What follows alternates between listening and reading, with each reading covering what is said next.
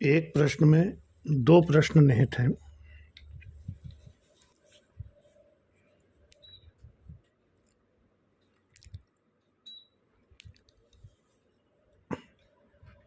आपको सबसे अधिक प्यार कौन करता है,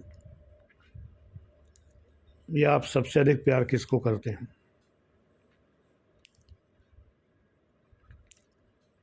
दो प्रश्न निहित हैं। दोनों प्रश्न जुड़े हुए हैं।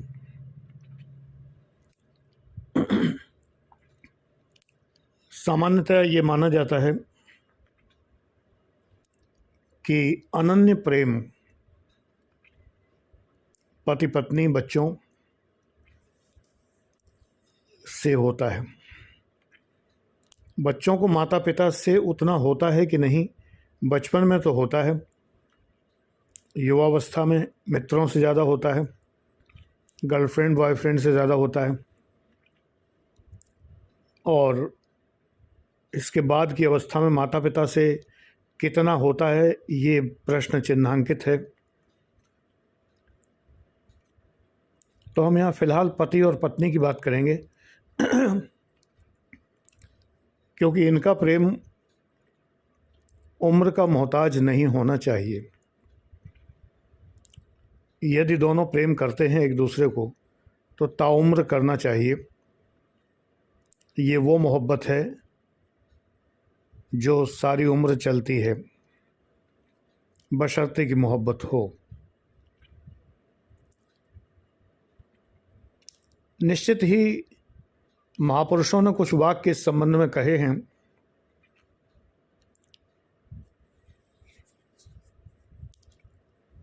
जैसे कि अपने को सबसे अधिक प्रेम आप स्वयं करते हैं।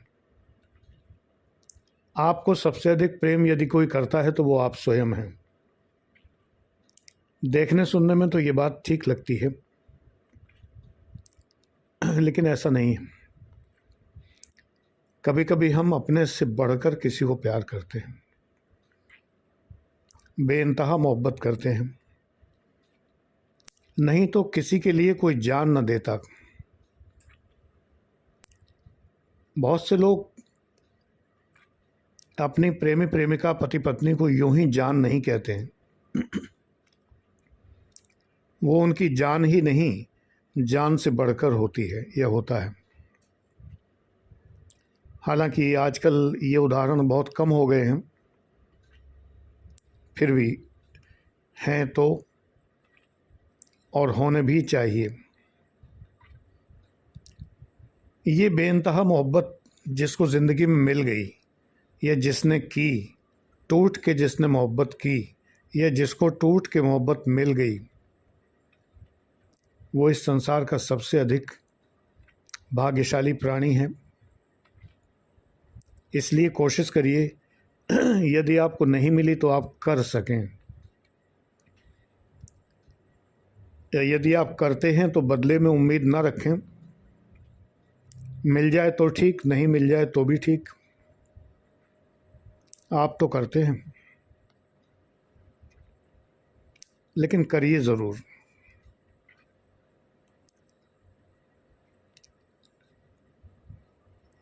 बच्चों से जो प्रेम है समय के साथ बदलता है, क्योंकि बच्चे साथ नहीं रहते हैं बड़े होने पर, और उनके प्रेम में बदलाव भी आता है।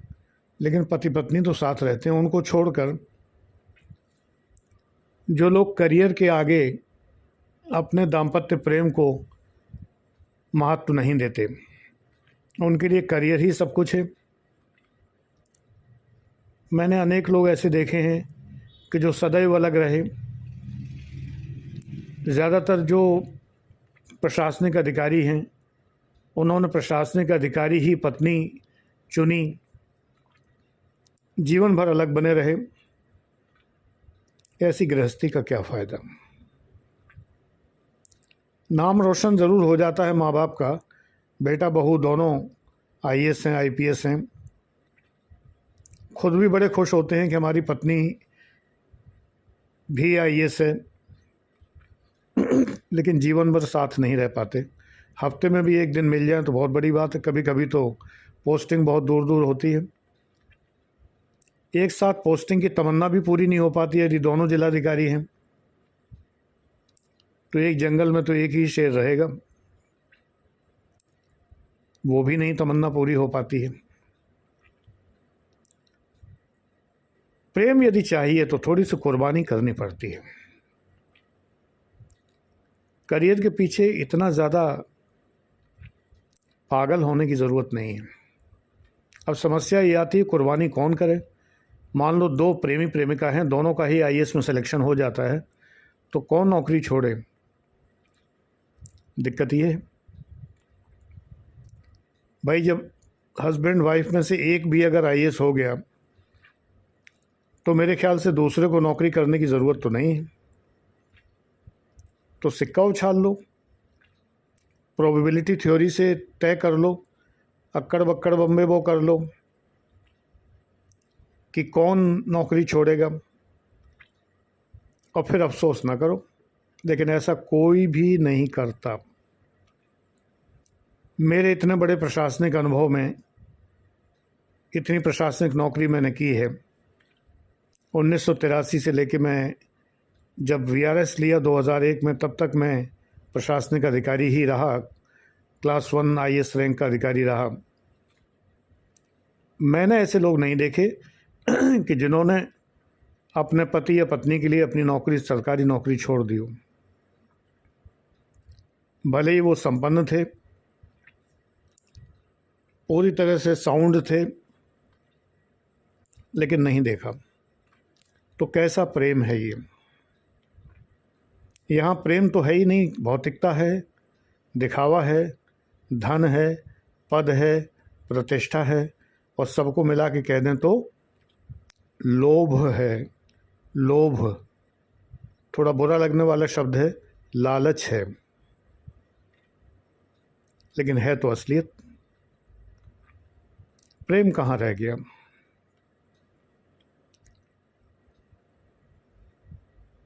पैराग्राफ चेंज करके आगे बढ़ते हैं। आपको सबसे अधिक कौन चाहता है? आप स्वयं, ये ध्रुव सत्य है। आप बनाव श्रृंगार करते हैं, अपने शरीर को मेंटेन करते हैं, hair cuts, hair styling, pedicure, manicure, body cure, सजावट अपने शरीर की, अच्छे सुंदर कपड़े, अच्छी एसेसरीज़, घड़ियाँ, जेवरात, बहुत सारी चीज़ें इस्तेमाल करते हैं, अपने को सजाते हैं, शोभा बढ़ाते हैं शरीर की,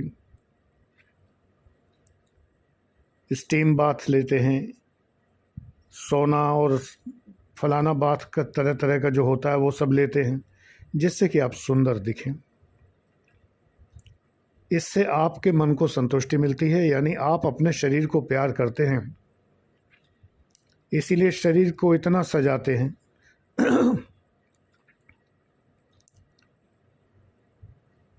तो ये तो ध्रुव सत्य है कि आपको सबसे अधिक प्यार कौन करता है? आप। और आप सबसे अधिक किसको प्यार करते हैं? आप अपने आप को। लेकिन आप अपने स्पाउस को, पति या पत्नी को भी बेहद प्यार करते हैं, तो उस समय आप अपने को भूल सकते हैं। यदि बजट लिमिटेड हो और स्वयं को शर्ट खरीदनी है, लेकिन पत्नी को भी साड़ी पसंद आ जाए, तो पत्नी को साड़ी खरीद दी जाए, स्वयं शर्ट न ली जाए। तो ये एक छोटी सी कुर्बानी है। मुझे बहुत भयानक गर्मी लगती है। जिस ज़माने में मैं ट्रेजरी ऑफिसर की ट्रेनिंग कर रहा था, लखनऊ चौपटिया में रहता था, ठाकुरगंज के पास चौक का एरिया है, एक कमरा किराए पे लिया हुआ था। चिलचिलाती हुई धूप होती थी भयानक। ट्रेनिंग करके न्यू हैदराबाद निशातगंज के पास वहाँ ट्रेनिंग होती थी। वहाँ से जब मैं लौटता था तो मेरी पत्नी मेरे लिए भरी दोपहर में बाहर जाकर थर्मोकोल के एक बर्तन में बर्फ़ लेके आती थी। फ्रिज तो सपना था, फ्रिज तो था ही नहीं।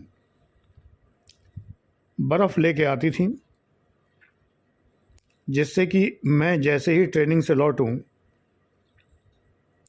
तो मुझे ठंडा पानी और रूह अफ़ज़ा शरबत, आजकल तो ये भी राजनीतिक हो गया है, कल को देशद्रोह भी हो सकता है रूह अफ़ज़ा पीना, तो रूह अफ़ज़ा शरबत और ठंडा पानी और ठंडे टोस्ट भी बनाती थी मेरे लिए। ब्रेड को बर्फ़ में दबा के रखती थी जिस पे चाशनी लगा के। तब डायबिटीज़ नहीं हुई थी, ईश्वर की कृपा थी। सेल्स टैक्स जैसे गंदे वाहियात निकृष्टतम डिपार्टमेंट में मैं नहीं आया था, ट्रेजरी ऑफिसर की ट्रेनिंग कर रहा था। डायबिटीज़, ब्लड प्रेशर तो सब सेल्स टैक्स में आने के बाद ही हुआ है, जब असिस्टेंट कमिश्नर हुआ वहाँ। तो पत्नी अपने सुख को त्याग कर, अपनी गर्मी की परवाह न करके, कूलर भी नहीं था घर में, नो डाउट ग्लोबल वार्मिंग इतनी नहीं थी, ये बात 1983 की है, 83 की है। इतनी भयानक गर्मी नहीं होती थी, लेकिन फिर भी आज की डेट में लगता है कि होती तो थी। 40-41 डिग्री टेम्परेचर तब भी हो जाया करता था। तो अपने सुख की परवाह न करके पैदल चल के गलियों गलियों में जाके बर्फ़ मेरे लिए लाती थी, सब्ज़ी भी वही ख़रीद के लाती थी, छोटी मोटी शॉपिंग वही करती थी, आज भी करती हैं, अभी भी गई हुई हैं। अंतर ये है कि अब ड्राइवर गाड़ी ईश्वर की कृपा से सब उपलब्ध है। मुझे ना जाना पड़े, मुझे वो परिश्रम ना करना पड़े, इसका पूरा ख्याल रखते हुए, ये होता है प्यार एक दूसरे के लिए। और एक उदाहरण मैं कई बार बता चुका हूँ तो दोबारा नहीं बताऊँगा, हिंट करूँगा कि जब एक बार पत्नी एक नाले में गिर पड़ी, जो सूखा नाला था, जिसमें नीचे गीला कीचड़ भरा हुआ था, ऊपर से पत्तियाँ पड़ी हुई थी, नीम की पत्तियाँ, तो वो लग रहा था कि मिट्टी है। मेरी पत्नी उसमें उतर के पार करने लगी। छोटा सा नाला था, करीब 4 फीट चौड़ा रहा होगा, डीएम कॉलोनी मुरादाबाद में, जब हम ट्रेजरी अफसर हो गए थे। तो डीएम कॉलोनी के पीछे हरथला कॉलोनी है, उसके बीच का रास्ता था, वहाँ पर एक नाला था ये। तो उधर से महिलाएं सब आ रही थी, मैं साथ में था, तो वो उसमें उतर गई, उतर के सोचा पार कर लेंगे, लेकिन वो उसमें समा गई और गले तक पहुंच गई। मैंने कुछ भी नहीं सोचा, सीधा कूद पड़ा उनके साथ नाले में।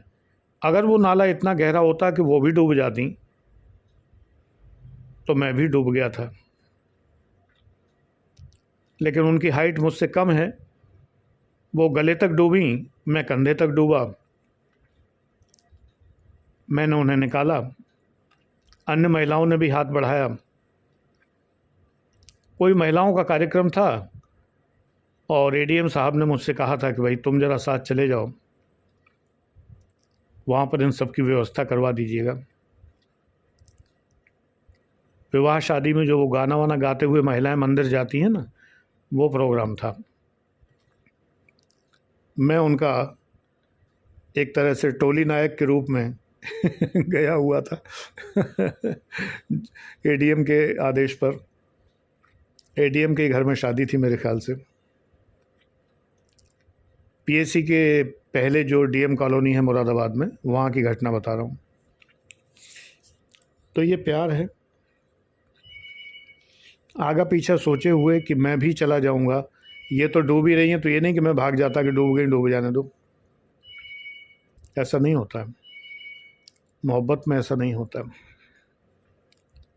ये घटना मैंने कई बार बताई है, सभी लोग चूँकि सब वीडियो नहीं देखते हैं तो बताते बताते फिर पूरी ही बता दी मैंने अभी। होना ऐसा ही चाहिए। ये अपनी बड़ाई नहीं है, अपनी तारीफ़ नहीं है, अपनी मोहब्बत का डंका पीटना नहीं है। अध्यापक अपना एग्जाम्पल ही देता है।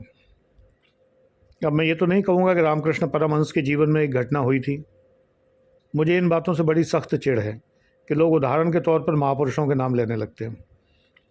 अरे कॉमन मैन का एग्जाम्पल दीजिए, अपना एग्जाम्पल दीजिए, अपने दादा का एग्जाम्पल दीजिए, अपने पिताजी का एग्जाम्पल दीजिए, पड़ोसी का एग्जाम्पल दीजिए, रिश्तेदारों का एग्जाम्पल दीजिए।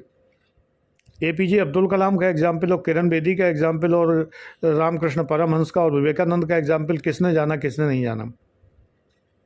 क्योंकि हम लोग वो नहीं हैं, महापुरुष नहीं हैं, बस पुरुष हैं, स्त्री हैं, पुरुष हैं। तो उन महान महिलाओं को, महान पुरुषों को दूर ही रखा जाए। उनके जीवन के एग्जाम्पल से हम अपने जीवन में नहीं उतार पाएंगे। मैं तुम्हारे जैसा ही हूँ, जैसे तुम आज हो वैसा ही मैं तब था।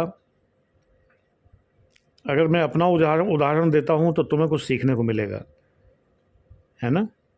विवेकानंद का उदाहरण देने से कुछ भी सीखने को नहीं मिलेगा, क्योंकि तुम विवेकानंद नहीं हो। तुम IAS PCS ज़रूर बनना चाहते हो, वो मैं बन चुका। तो मुझसे सीखो ना। सीधा साधा मार्ग है, सीधा साधा रास्ता है। तो बस मोहब्बत की इतनी सी कहानी, मेरी ज़ुबानी। Thank you.